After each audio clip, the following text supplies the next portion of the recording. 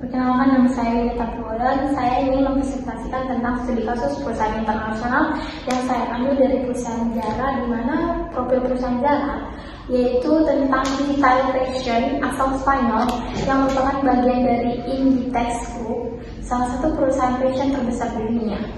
Dan perusahaan Zara tersebut dikenal dengan strategi fast fashionnya. Zara mampu membawa desain terbaru dari runway ke toko hanya dalam 2-4 minggu.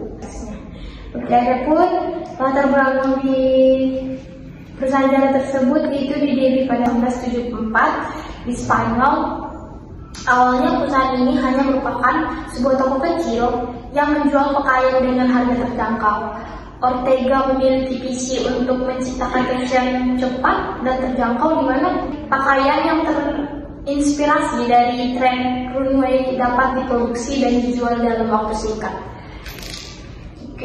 Perkembangan bisnis di Zara itu dari tahun 1975, Zara membuka toko pertamanya di La Coruña, yaitu Spanyol, di tahun 80-an, melalui ekspansi ke Eropa dengan membuka toko di Portugal, Prancis, dan Amerika Serikat. Di tahun 90-an memasuki pasar Asia dan Amerika Latin, menjadikan merek global. Adapun di sini struktur organisasi dari Zara tersebut itu Zara menerapkan struktur organisasi terpusat dan kontrol kuat dari kantor pusatnya di Arteico, yaitu Spanyol. Ciri-ciri dari struktur organisasi Zara itu satu, model terintegrasi dan secara vertikal. Zara mengontrol hampir seluruh rantai pasoknya dari desain, produksi hingga distribusi.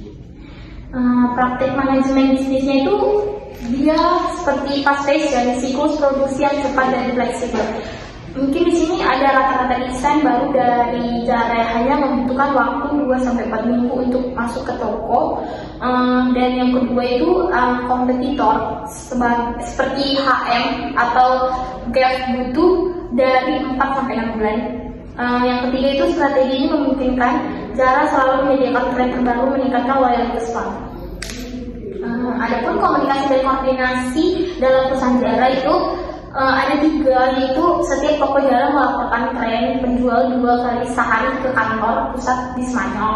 Dan yang kedua itu analisis data digunakan untuk menentukan produk mana yang harus diproduksi lebih banyak atau dihentikan.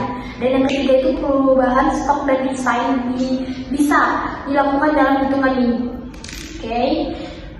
Satu itu adapun kebijakan dari perusahaan Zara itu kebijakan rekrutmen di Zara.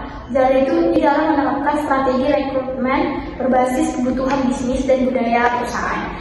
Prinsip rekrutmen Zara itu ada 4. Mungkin dari yang saya ambil itu dari 1 itu mengutamakan rekrutmen internal atau karyawan berprestasi dari level bawah baik bisa naik jabatan ke posisi lebih tinggi.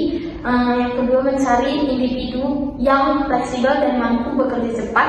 Yang ketiga itu menyukai kandidat dengan pengalaman retail atau terutama untuk posisi di toko. Kedua itu program pelatihan karyawan di Zara.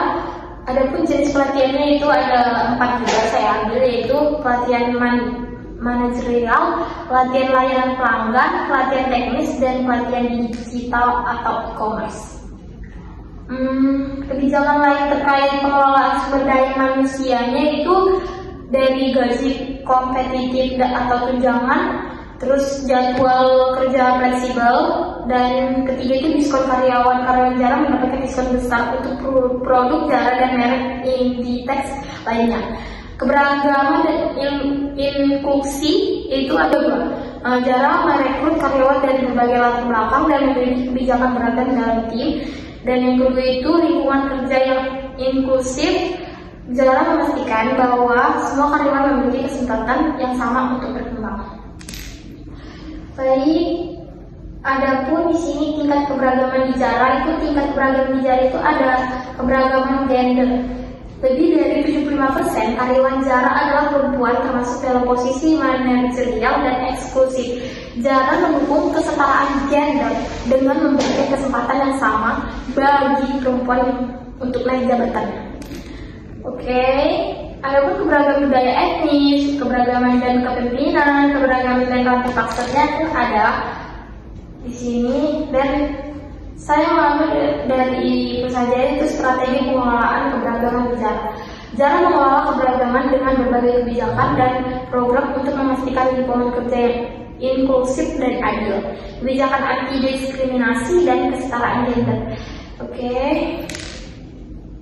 Praktik kepemimpinan bicara untuk mengoptimalkan aktivitas kerja dan ke tim itu ada 4. Saya mengambilnya yaitu kepemimpinan berbasis data dan hasil, yaitu pengambilan keputusan berdasarkan pada data real time dari toko dan pelanggan. Kedua, kepemimpinan fleksibel dan adiktif. Manajer harus mampu menyesuaikan strategi dengan cepat sesuai dengan tren pasar. 3, kepemimpinan partisipasi dan kolaboratif. Cara mendorong tim dan komunikasi antar departemen untuk inovasi yang lebih cepat. Dan yang keempat itu kepemimpinan dan realisasi, memberi lebih banyak kebebasan kepada tim lokal untuk mengambil keputusan operasional. Perusahaan Jara memastikan pencapaian target di perusahaannya itu ada 4 juga. Jara mencapai targetnya dalam model bisnis yang cepat, fleksibel, dan berbasis data, teknologi dan rantai pasar dan efisien memungkinkan Jara mengelola stok dan produksi secara optimal. Ketiga itu struktur kepemimpinan dan komunikasi yang terintegrasi, memastikan semua tim bekerja dengan tujuan yang sama. Dan yang keempat itu pemasaran berbasis pengalaman pelanggan dan lokasi toko strategis, membantu Jara menarik pelanggan tanpa biaya iklan besar. Oke, dengan komunikasi strategi ini, Jara terus menjadi pemimpin dalam industri fast fashion dengan mencapai target bisnis secara konsisten. Oke, baik, sekian presentasi yang bisa saya sampaikan. Selamat pagi. Terima kasih.